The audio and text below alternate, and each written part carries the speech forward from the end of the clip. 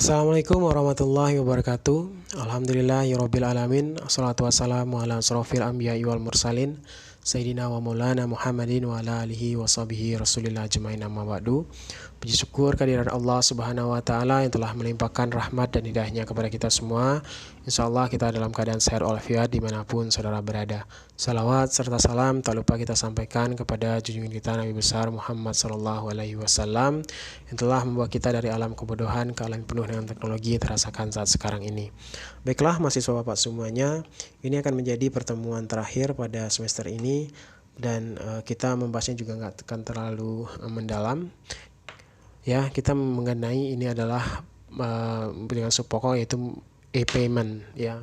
Kemarin kita sudah membahas apa itu e-commerce dan ini kita akan membahas apa itu e-payment. Kemudian bagaimana sistem pembayaran menggunakan e-payment dan keamanan untuk penggunaan e-payment tersebut.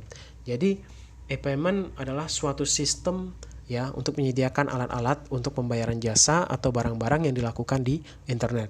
Di dalam membandingkan dengan sistem pembayaran konvensional, pelanggan mengirimkan semua data terkait dengan pembayaran kepada pedagang yang dilakukan di internet dan tidak ada interaksi internal lebih lanjut antara pedagang dan pelanggan ya. Itu pengertian dari e-payment. Nah, terdapat beberapa sistem pembayaran e-payment ya. Yang pertama ada micropayment, kemudian ada e-wallet, kemudian ada e-cash atau digital cash, kemudian ada credit card atau smart card, kemudian electronic bill presentment dan payment ya. Kemudian ada keamanan untuk e-payment ya. Keamanan untuk e-payment ini untuk menjaga keamanan pembayaran, yaitu keamanan itu yang pertama ada public key infrastructure atau disebut sebagai PKI, kemudian ada public key encryptions, kemudian ada digital signature, kemudian sertifikat digital, kemudian ada secure socket layer atau SSL, kemudian ada transport layer security TLS, kemudian secure electronic transaction atau disebut sebagai SET ya. Apa itu disebut public key infrastructure? Ya, yaitu e-payment sistem secara khas. Modelnya tipikalnya seperti sistem public key infrastruktur.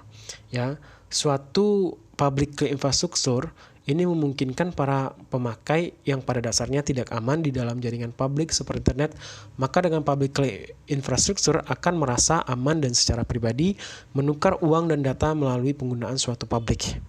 Kemudian infrastruktur kunci publik ini menyediakan suatu sertifikat digital yang dapat mengidentifikasi perorangan atau suatu direktori, jasa, dan organisasi yang dapat menyimpan dan manakala diperlukan untuk menarik kembali sertifikat tersebut.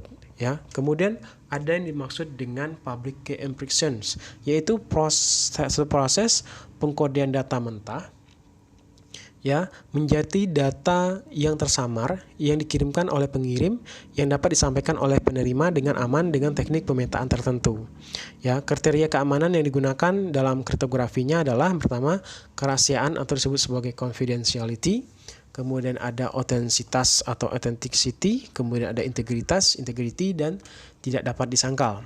Kemudian jenis kriptografi yang paling umum digunakan adalah algoritma simetris atau disebut sebagai symmetric algorithm. Kemudian ada public key algorithm ya. Ini adalah algoritma kunci publik atau public key algorithm, disebut juga dengan algoritma asimetris atau asymmetric algorithm, yaitu algoritma yang menggunakan kunci yang berbeda pada saat melakukan enkripsi dan melakukan deskripsi. Kemudian ada yang disebut sebagai sertifikat digital, yaitu sertifikat otoritas yang merupakan pihak ketiga yang bisa dipercaya atau trusted party (TTP). Sertifikat otoritas ini yang akan menghubungkan kunci dengan pemiliknya. Nah, TTP ini juga akan menerbitkan sertifikat yang berisi identitas seseorang dan juga kunci privat dari orang tersebut.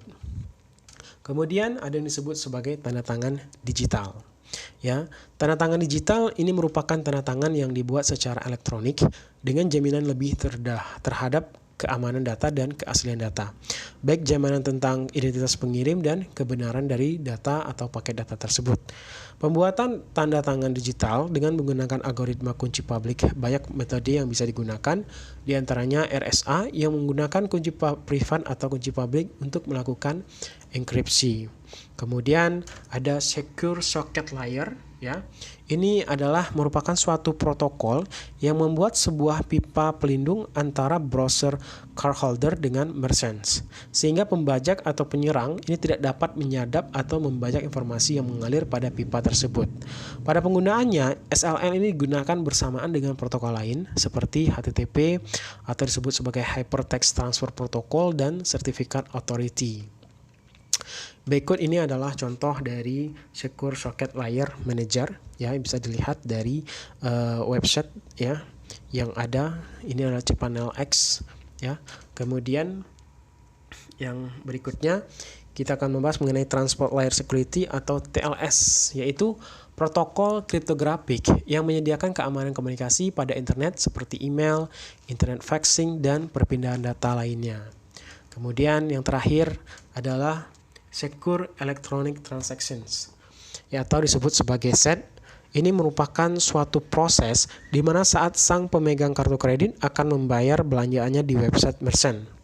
Pemegang kartu ini akan memasukkan surat perintah pembayaran, kemudian informasi kartu kreditnya ke dalam sebuah amplop digital yang hanya bisa dibuka oleh payment gateway.